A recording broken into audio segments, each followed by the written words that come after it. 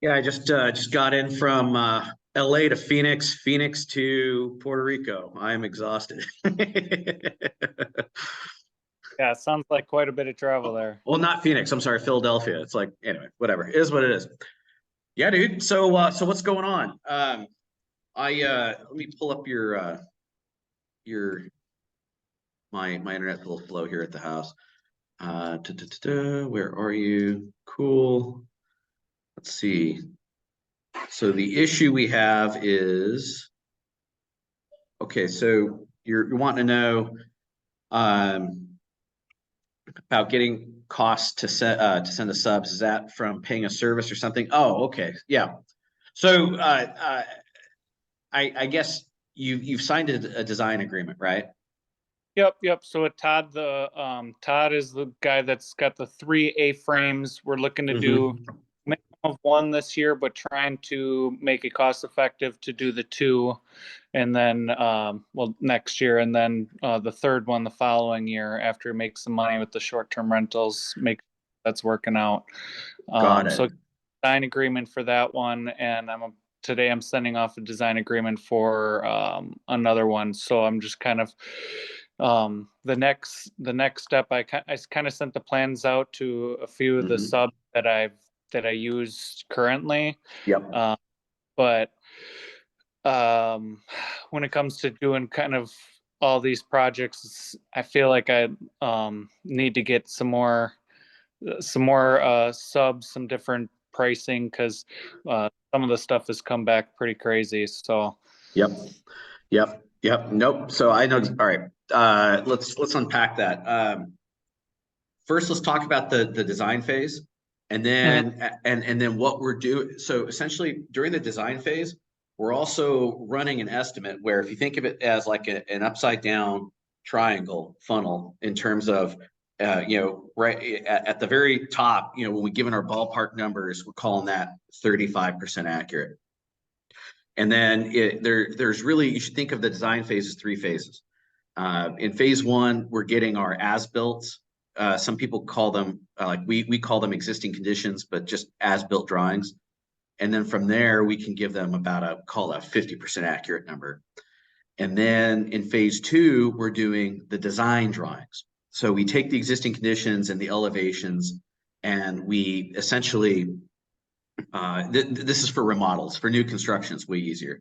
But with the elevations and the existing conditions, we then fit it to the customer's plan or their vision. And so with that done, now we can give them an 80% accurate number. And then in phase three, now we're doing finish selections. So finish plumbing, finish electrical, cabinetry, countertops, flooring, like all there. We already know the takeoff. Now it's just a matter of deciding what specific material, color, type, etc. Does that make sense? Yep. And so at the end of that phase, we give them 100% accurate number. Now, for us, we don't even really begin bidding with our subs until we've finished our selections and we've completed the design. And you're probably thinking to yourself, Lane, that's fucking crazy. But what we do is we price them at the top of our known market. So which is it's going to be hard for you to do it this way right now because you have a limited you have a limited universe of subcontractors. Yeah. Let's press pause on that. I hate to sound like a goofy corporate person, and talk about what to do next.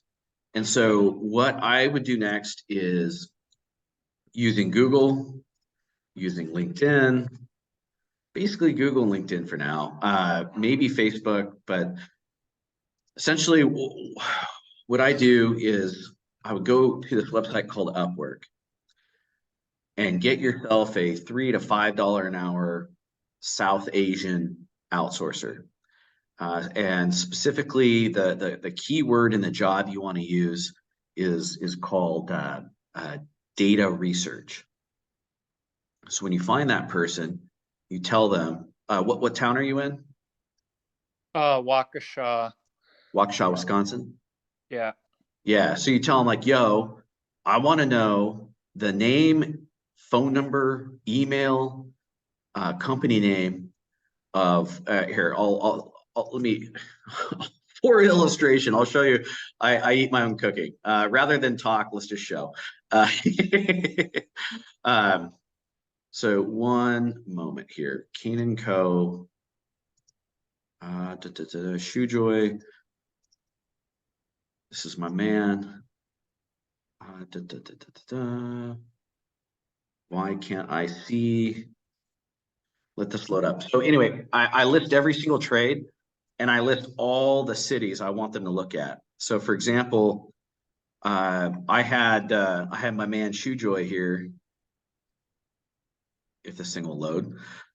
And what I told him was, I wanted to know the name, the first name, city, and email for plumbing, electrician, carpenter, tile, paint, drywall, cabinetry, countertops, flooring, handyman.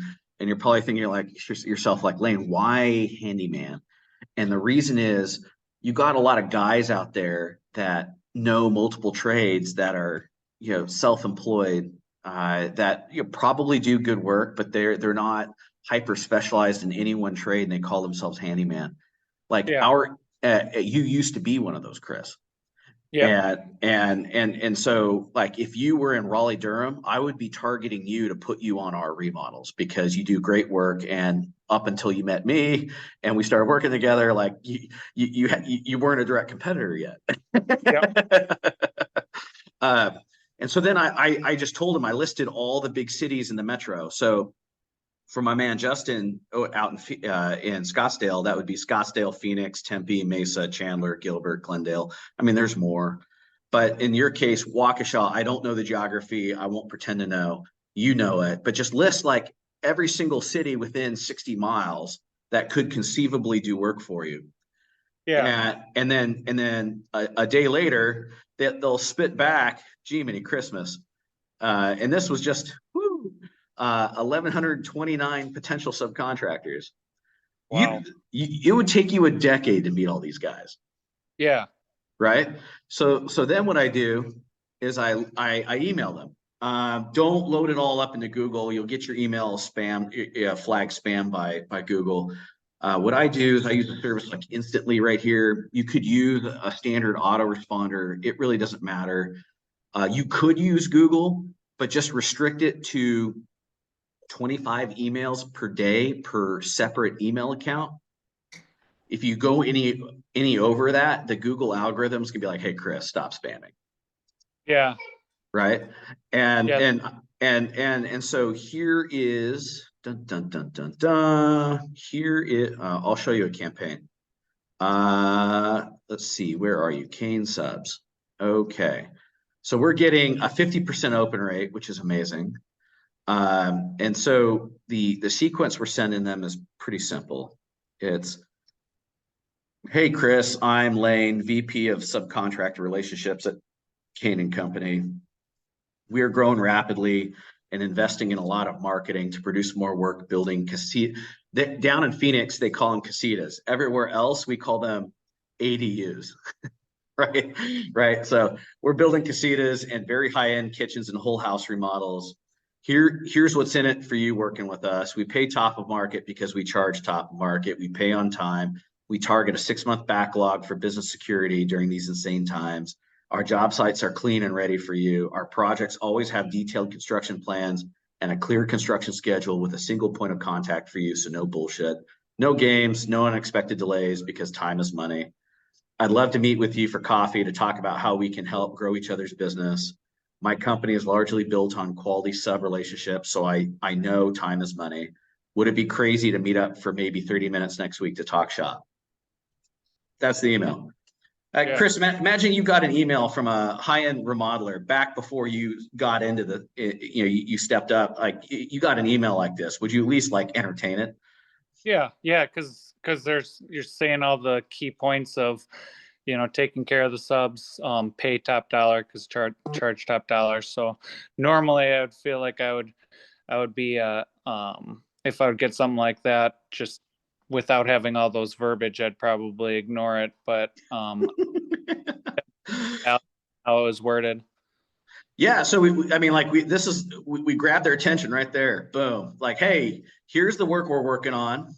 We're getting more work because we're investing in marketing, which these subs don't do. And so they're thinking, okay, steady supply of work and they pay a lot of money. Great, cool. Um, and just in case they don't respond, there's a second email that goes out that says, hey, Chris, I'm bumping this email to the top of your email. Curious to explore a new GC relationship that pays better and faster, whose construction schedules are well planned. Boom. Of course. Yeah. Yep. So those are the two emails we send out in order to build to build the database. The one thing that's going to happen though, it's inevitable. In a couple months, you're going to get a guy that is going to bid 2 or 3 year projects, and then he's going to tell you to go fuck yourself because you didn't pick him. And so what you do there is you're like, whoa, hold on. Why don't you come in the office? I'm going to show you some of the winning bids, and let's talk about how we can make each other more competitive so you can win some work. Yeah. Right. But the whole point of this system is nothing in life is static. Like nothing in life is permanent. And the reason why guys like us go out and get employees is because that's one less variable we think we have to think about when in fact we just introduced 50 more. Mm-hmm. Right. So it's better to understand that these subcontractor relationships ideally are long-term, but we're going into this with the expectation that these are going to be one and dones. Right. I mean, it takes two sides to make a relationship. So, we're meeting our end by selling the work at top dollar. They need to meet their end by being reliable, producing quality, meeting our schedule, and meeting the pricing of the market. Right. And if they don't do that, that's fine, because we have this universe of 1,100 other guys to replace them. Yeah. That's crazy. Because I just did a quick Google search to try and find, it's like find a couple plumbers or whatever. But I know that there's countless Yeah. ones that are. I feel like the ones that are showing up on Google are the ones that are paying to be marketed to the consumer, not to a GC. That's right. That's right. And there's one other place I forgot to tell you about. It's super highly technical, Chris. But my researchers will go into the Secretary of State's LLC filings, and they'll use SIC codes from the government and from the Department of Labor to identify guys that just filed an LLC that matches one of those subcontractor SIC codes. Oh, wow. So those guys are super hungry because they just got into business. Yep. But yeah, so let me just so everybody knows, I eat my own cooking. Dun dun dun dun dun. Humayun. Yeah, this is my man right here. Him and Shoejoy. Yeah, so what has he? Oh wow. Let's look at his timesheet. I'm trying to figure out. All right, so let's look at the details of his contract. Yeah. So Chris, as a carpenter, what do you value your time at? 45, 50, $55 an hour? Yeah, I try it. It's hard because I don't really look at it just in the carpenter. I try and do 5,000 a week. So, Yeah. but then if I have to try and value for like Chris, you just told me your time is worth $125 a week. Yeah. Yeah. 50, I'm sorry, 5,000 divided by 40. Yeah, $125, $125 an hour. When you told me that you went on to Google to start building your database, you're basically what's happening here is you're costing yourself $125 an hour of your time that we could have replaced with a $4 an hour employee who's actually trained on how to do this. Yeah, definitely. Yeah, I didn't know that was out there. Yeah. No, I'm not beating you up. What I'm getting at is like this is another one of those leverage points to make you even more hyper efficient, more profitable. Go kick some ass. Yeah, definitely. Yeah, I mean, the whole goal is to spend your time on what makes you the most money. And these are the kind of things that become definitely stuff I'm not doing during my 40. You know, those are the things that I'm, yeah, you know, sitting on the couch doing that I really don't want to do, but I'm not, there's no way I'm doing it while I'm trying to make money during the day, you know? So Yep. if I can hand this stuff off, Yep. makes All the sense in the world. So now let's shift gears. Let's pretend you now have this enormous 1,100 person sub database. The way the game works, remember how we broke it down to phase one, existing conditions and as-built and elevations. Phase two is design drawings, which is taking the existing conditions and elevations and drafting it to reflect what the customer wants. And then phase three is the finished selections. What I would do is go for phase one, go get yourself what's called a BIM vendor. That's building information modeling. This is a nerd whose entire business is taking some really expensive sensors and building 2D and 3D models of what you want to build. These sensors cost anywhere from 25 to 100 grand. Case in point, our BIM vendor, we spend $1,000 a project. Doesn't matter how big the project is, but $1,000. He goes out, he measures everything with his sensors, and then he converts it into a 2D and 3D model, a 2D drawing, 3D model, and elevations inside Chief Architect or Revit, whatever we want, whatever design software we want. That costs us $1,000. The reason why that's a good deal for us is previously we were spending $250,000 in labor between our designers and our drafts people to create existing conditions and elevations on 50 project starts. So in other words, we were spending $5,000 of in-house labor to get that done when we could have used somebody who was hyper specialized in that at $1,000 a pop. Yeah. I actually I did get referred to a BIM guy, and so I have his contact in my email. That's I right. wasn't sure exactly what he did in comparison to if I'm already going to be working with an architect or something like that. Right. Information to have. So now phase two, this is where we involve those subs. What I like to use is, all right, so interview, this is probably the best practice. Step one, interview as many of the subs as you can per trade and get a feel for where the top of market is on an hourly basis, right? Best way to do that is yeah, you want to interview those guys, they're going to give you retail pricing. Go to Indeed. Just go to Indeed, go to Monster and look up carpenter, look up tile setter, look up all those different tradesmen jobs and see what the market, what people are trying to pay. Mm-hmm. Okay. And then from there, so now you know your sub's cost, top of market cost, his cost. Then from there, mark it up what you're willing to pay. Now, as a general contractor, we need at least a 10% profit margin, and we have way more overhead than these guys. For these subcontractors, essentially all we want to mark up or what we want to pay is top of market labor plus a markup that gives them a 10% owner's profit and 6% owner's taxes. They don't have overhead because they're not paying for material. Well, I mean, they do a little bit. I'm being a dick here, but yeah, build in maybe 10% overhead, 10% owner's profit, 6%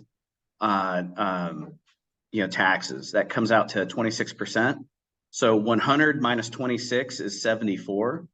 So whatever that price is, let's say it's 50, let's say you're in a crazy market and they're trying to pay $50 for a carpenter. I would divide 50 divided by 0.76, and that would come out to a rate of $65.78 for carpentry. And that's what we know to be our top of market rate. So then I would use a service like Clear Estimates. Now, I never use clear estimates for my actual final price. I use it for my 80% accurate price at the end of phase 2. Okay. And so then what I'll do is I'll go into clear estimates, and for all the different trades, if you enter your zip code, they'll give you a number, and that number is about 80% accurate for what we should be paying. But I don't want the number that's 80% accurate for what we should be paying. I want the number that's like supreme top of market. Yeah.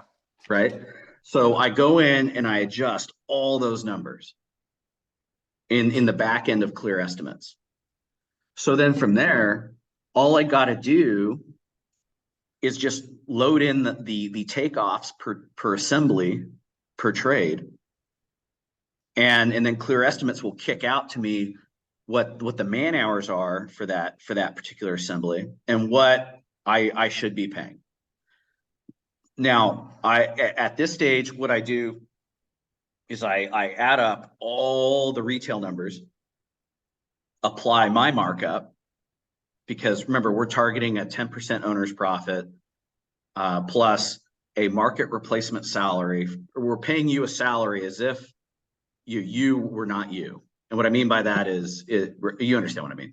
Okay, cool. Yeah. And then at least 6% for taxes plus your overhead. That markup should be somewhere between 35 and 45% gross profit, depending on how fat or skinny your company is. But that's beside the point. Those are the numbers I show him at the end of phase 2. Right. And I tell them this is 80% accurate. And they're going to come back to you and they're like, well, how do we get to 100? I'm like, well, you got to select your materials. Yeah. And so what we're doing, Chris, is we're showing him these numbers, and the reason why we say it's 80% accurate, we tell him that the labor, I can tell you the labor is 100% accurate. That is what you're going to be paying. The materials is where we're going to be able to value engineer the project to fit your budget, because it's going to cost me the same in labor whether we're installing oak, hardwood, or pine. And they're like, oh, okay. Because at the end of phase 3, that's when we present to them the COPE proposal.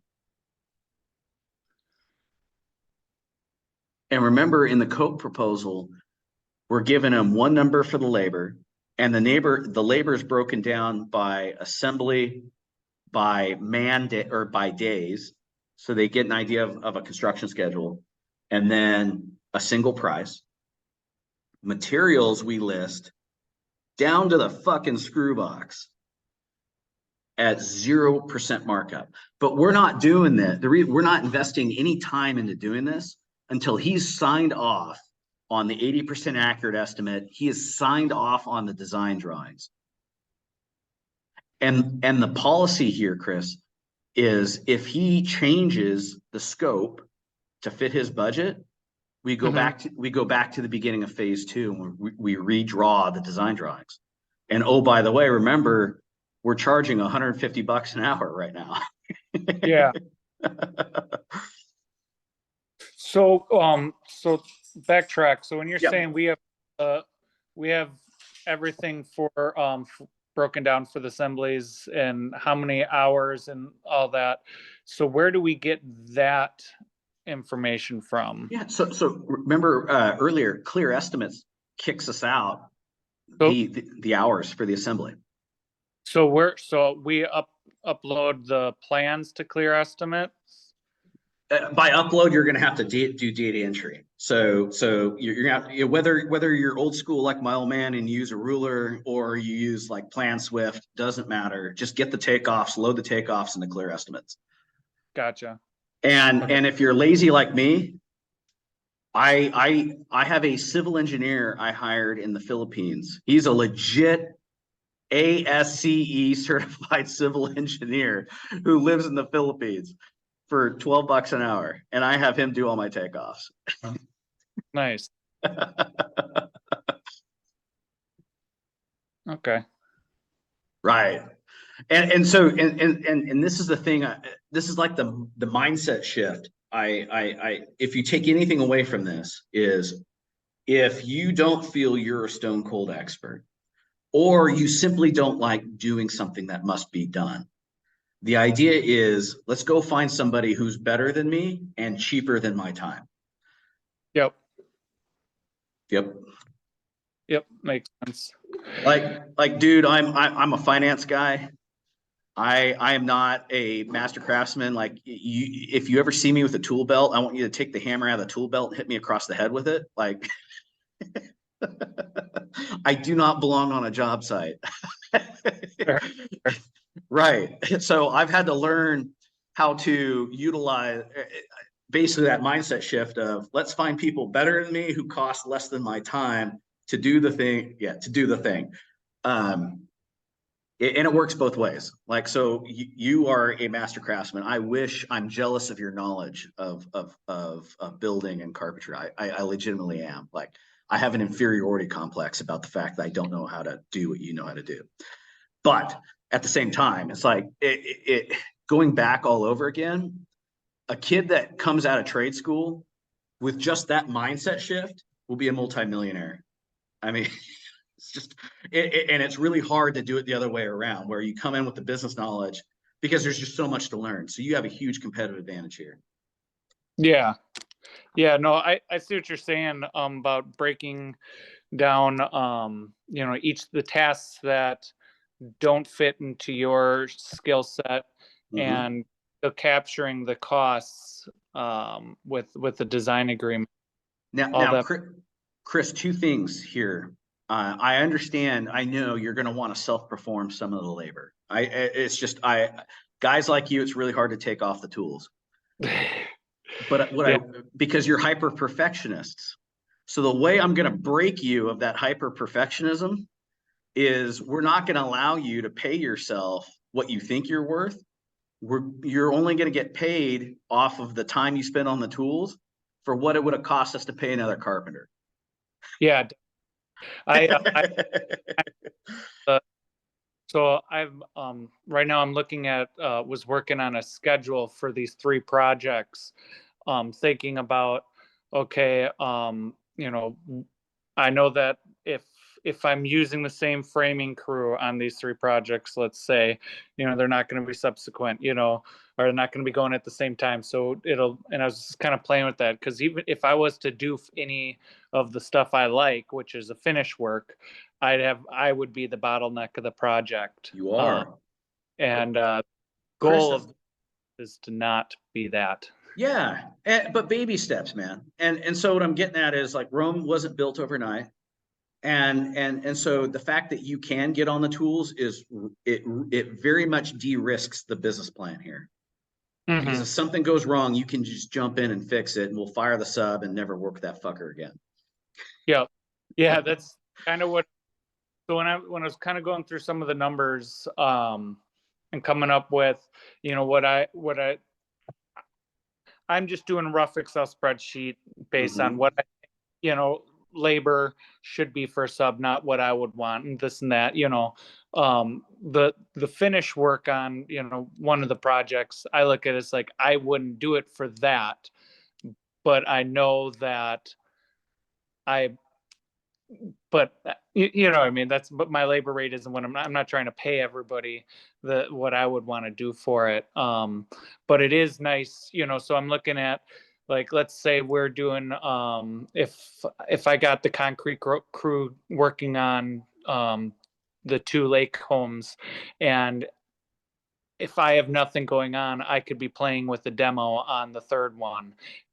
If I had, nothing going on and I can't find the people to do that, there's some things that I could step in to keep things rolling. But if I was to try and sell it or make my schedule as me doing all the things I'd like to do or can do, it's gonna end up costing just an insane amount of time in the finish work, unless I was to perfectly schedule everything, which never happens. And my whole goal, like this last year, this whole summer, I really didn't take much time off, other than I'm in the Army Reserves, so like the only time that I really took off there, and that's really not the point of being self-employed. Nope. You know, Nope. when my son was born, I took 5 weeks off, and then I probably took another 5 weeks off that first year.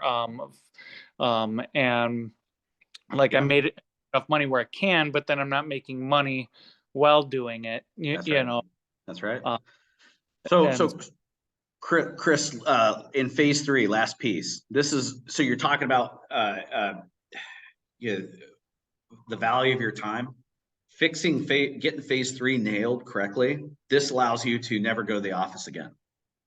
I mean, Ken Combs owns a $15 million remodeler. He hasn't been in the office in 7 weeks. Like, he hasn't seen a job site in 7 weeks. But so phase 3, remember how we went through that exercise to figure out what top of market cost should be. mhm. So those are the numbers we use to enter into our firm fixed price contract with the homeowner. And then once that contract is in hand, then we go back to our email database of subs and we send them out an email with the scope, the takeoff, the time, and what we're willing to pay for the project. And another ninja move is to show them how they can turn a 10% owner's profit if they do X, Y, Z. That's going above and beyond. But all they have to do is say yes or no. And the reason why we're doing it this way is these subs, the last thing they want to do is spend 4 hours like a Cro-Magnon punching at a keyboard to try and put a proposal together that has a low probability of winning. They just don't want to spend that time. Yeah. So we've already done the homework. And we already know what we want to pay. So let's just show our cards, be like, hey, this is what we're willing to pay. Yes or no. Yeah. Right? And this is how you earn a profit. Here are the terms. Here's the scope for you to verify, yes or no. And what you'll find is you're going to develop relationships with business-minded trade subcontractors who value the fact that, you know, you're not fucking around, and the math is reasonable. And so if they ever challenge you on the numbers, you tell them like, look, got this from the National Association of Home Builders. I got this from the Harvard Center of Real Estate. These are all the different data sources Clear Estimates is pulling from. And so if you can't turn a profit off of these numbers, this isn't a me problem. This is a you problem. Like, Yeah. you just need to get better guys, Bubba. Or change your expectations. But either way, what you'll find is you'll get subcontractors that value the fact that we have a huge backlog, that value the fact that they can see that they're turning a profit. If they just hit X number, they don't have to do any math. All they have to do is what they know how to do, which is build cool shit. Yeah. And you'll see guys that will back off that crazy number you told me about at the beginning of this call, because they've seen that you've done your homework. You're meeting them halfway, and they'll come meet you halfway. Yeah. Yeah. Like for that's 1,600 square foot A-frame, 2 baths and a kitchen. The plumbing was 18,000. And Okay. I'm like, I feel like, so I paid for my house in 2018 for a let's see, so it was a exposed basement, finished bar, or subbed out for the bar in the bathroom, the basement, and then 2.5 baths plus the kitchen and everything, and I think it was like 12. Mm-hmm. You know, and you know, same thing with like the HVAC and stuff. I came back, and I sent it to the company that I used for my remodels, for doing the basement remodels. Mm-hmm. What's nice is if I tell them, hey, I'm gonna be ready, you know, I'm starting this, I'm gonna need you in like 3 weeks, got it, and I let them know, hey, I'm ready next week Wednesday, they'll be there Wednesday, you know, like, so I've built that relationship with them, but I also know that they're top of market pricing, Mm-hmm. like, and not really priced as a sub for a GC. No. And so like when it comes to doing a basement remodel, the extra 1,500 or 2,000 for, you know, it's for the peace of mind, it was Yeah. worth it, you know. Yep. But as Very worth starting to it. the big projects, well, it's like, okay, now if you're paying an extra 5 for this sub and that sub and that sub, now, you know, $20,000-$30,000 in either money in my pocket or having to add it on top, which is just throwing the numbers out of comfortability for a customer. Bingo. So again, Chris, we're going to estimate what we know to be reasonable top of market, and that's what we're going to bid the customer at. Right. And then once the customer accepts the contract, the build contract at phase 3, we enter into pre-construction. And we just tell the customer 30, 45 days. That's plenty of time for us to go back to our sub database and get qualified subs that meet our pricing.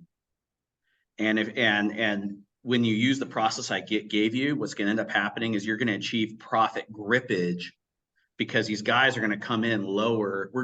Our number, we're going to give that number at 80% of what our budget is for that trade. And whatever, and so that's just profit for us to gain. But the thing is, we're going to sign the contract without actually having even talked to a sub yet, because we did our homework. We know what top of market labor is. Okay. Cool, man.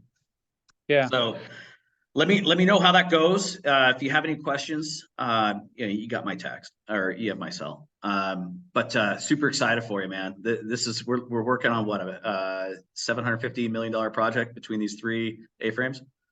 Yeah. So the 3 A-frames probably just at about $1 million. But then this other lake house. So basically, they first came at like 200,000 was their budget for just kind of new roof side and remodeled interior, or 300 if they were to do an addition. And so I went out and met with them and kind of explained this gorgeous lake property. They have more lakefront, like they're almost on like a peninsula type thing. They're right at the end. Great location. Like, whatever you put into this thing, you're going to get out of it. So you don't spend the money and short sell yourself. And they have another, this isn't their primary house. They have another house in Illinois that they live in primarily, but ultimately, if they could throw a garage into this one, they were going to want to sell their other one and move up here when they retire. Cool. So basically we're at the design, got them to a $400K price point for the remodel. Nice. And so that's 1.2 million.